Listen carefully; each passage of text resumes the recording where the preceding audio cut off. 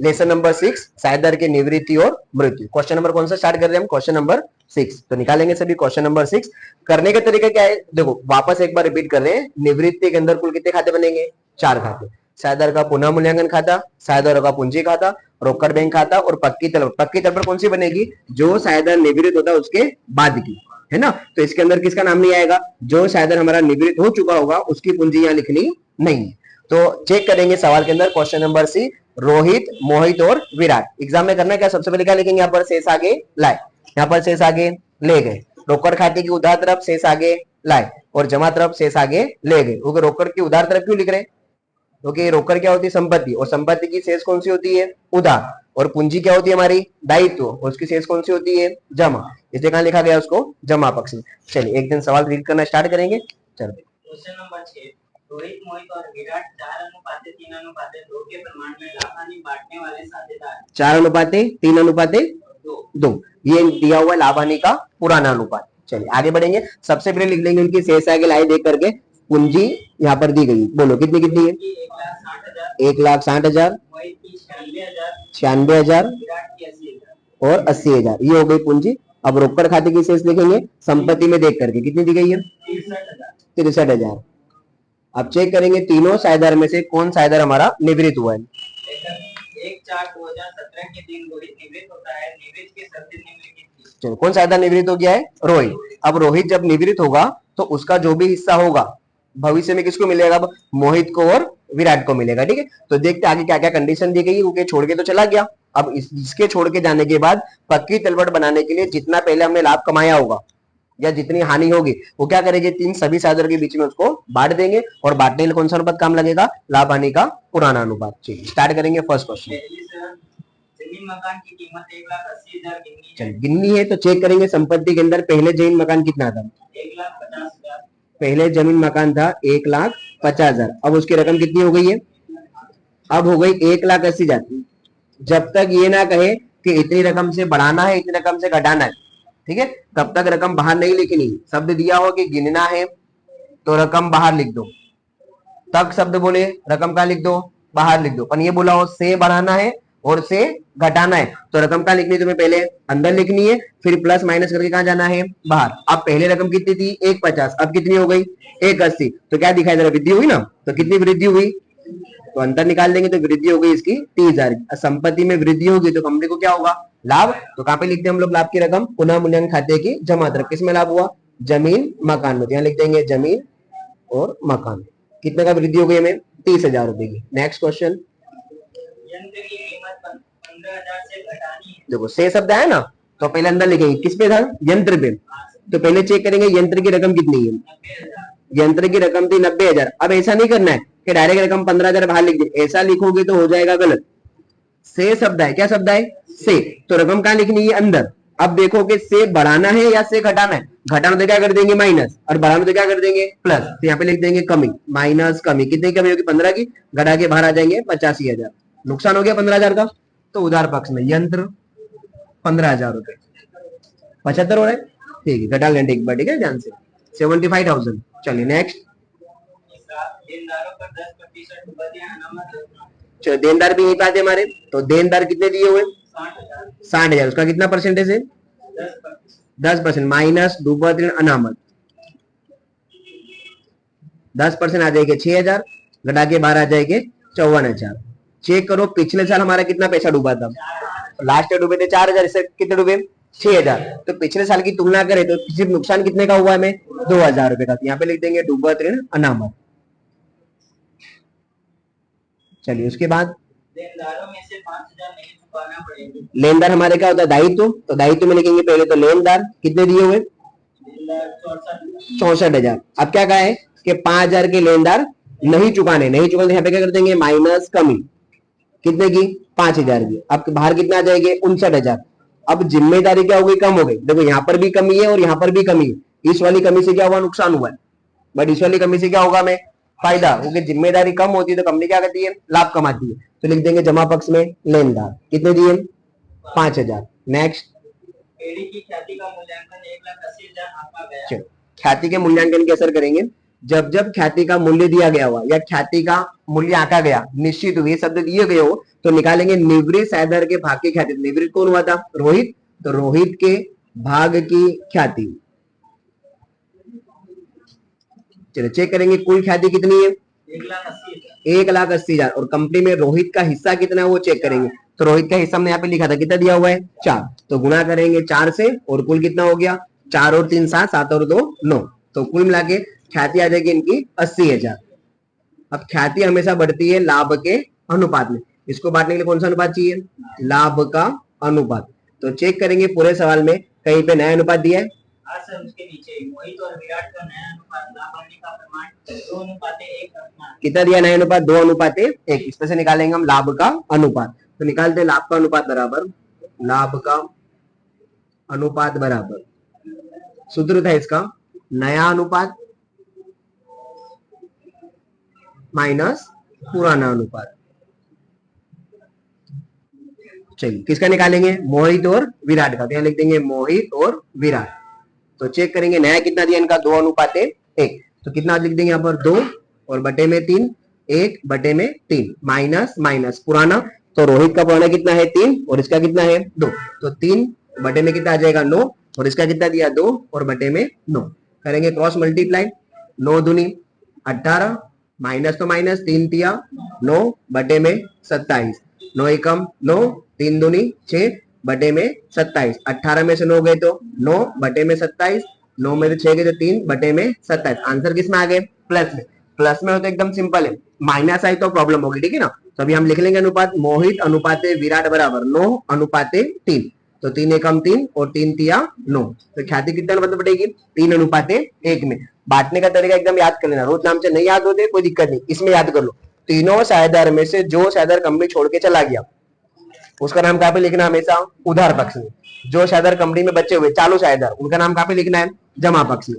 तो छोड़ के कौन गया हमारी कंपनी? रोहित। क्या लिखेंगे? आर के पूंजी खाते। तो आर में क्या कर देंगे? डैश। बचे कौन हमारी कंपनी में? मोहित और विराट।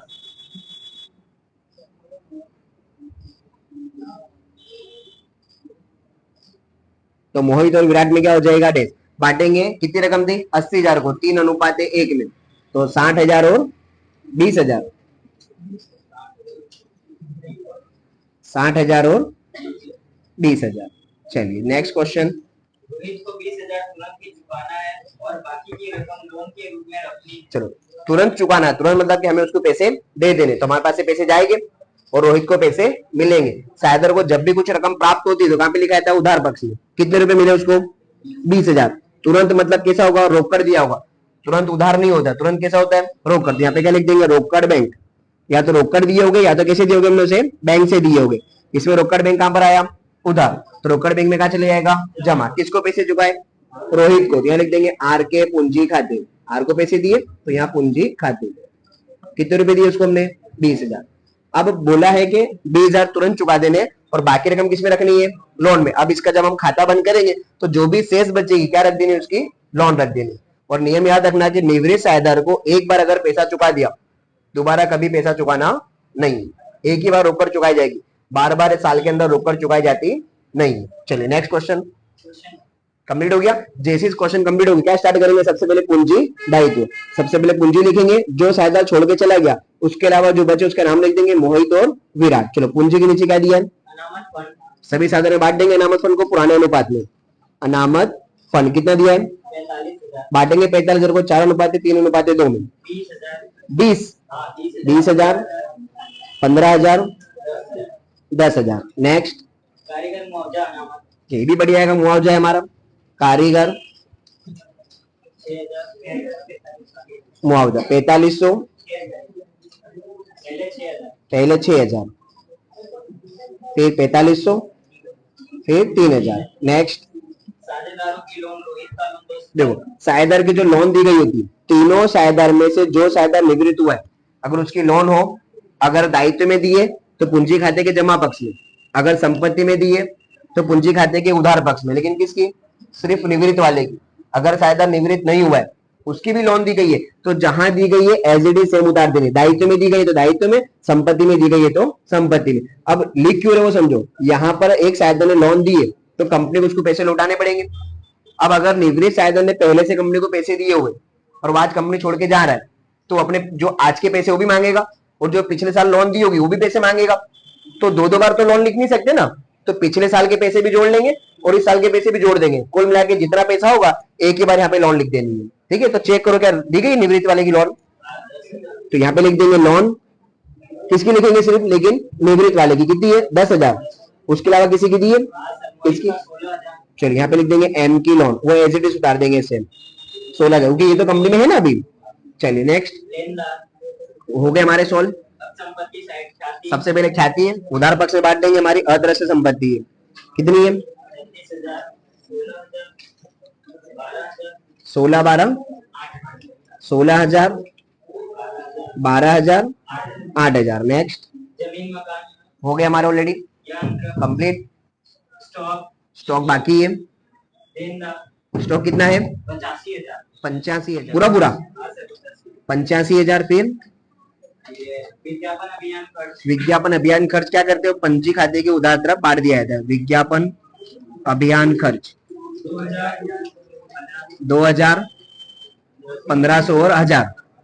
नेक्स्ट कंप्लीट, जैसे ही सारी एंट्री कंप्लीट हो जाए एक एक करके क्या करेंगे खाते बंद करेंगे। चलो सबसे पहले खाता बंद करेंगे 30 और 5, चेक करना है पहले किधर का याद आ रहा है, इधर का याद है 35,000, सेम यहाँ पर भी 35,000, घटाएंगे यहाँ पर की रकम 18,000, ये हो गया हमारे लिए लाभ। अच्छा कोई बताएगा लाभ क्यों हुआ है, पता चला ना लाभ क्यों हो रहा है। ठीक, रोहित मोहित और विराट बांटो तीनों के बीच में 8,000 6,000 और 4,000, इसमें पड़ा उधार तो इसमें क्या चले जाएगा जमा, पुनः मूल्यांकन लाभ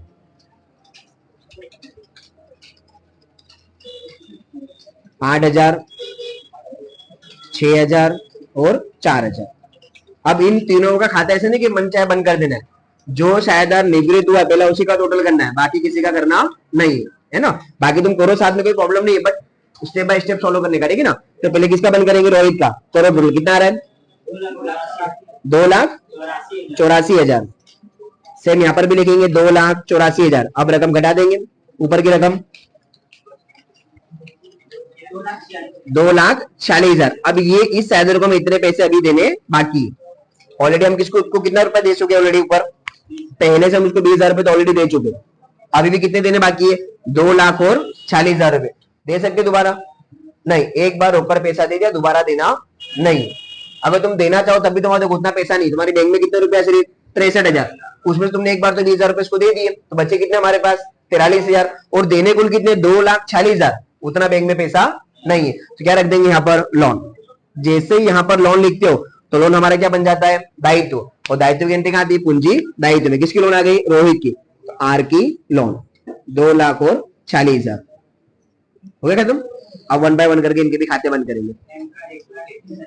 1,21,500 से यहाँ भी लिखेंगे 1,21,500, घटा दो रकम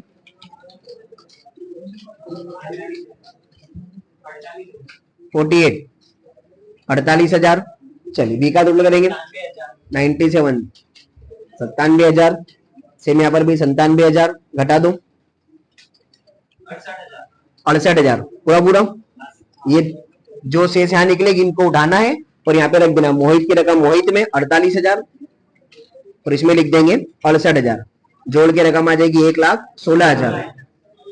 ये बंद हो गया। अब रोकड़ खाता बंद करेंगे 63,000 घटा देंगे इसमें से तो 43,000, रोकड़ की रकम लिख देंगे, रोकड़ में यहाँ पर 43,000, दोनों तरफ का टोटल करेंगे एक समान आना चाहिए 4,37,000 आ रहा दोनों तरफ से कंप्लीट।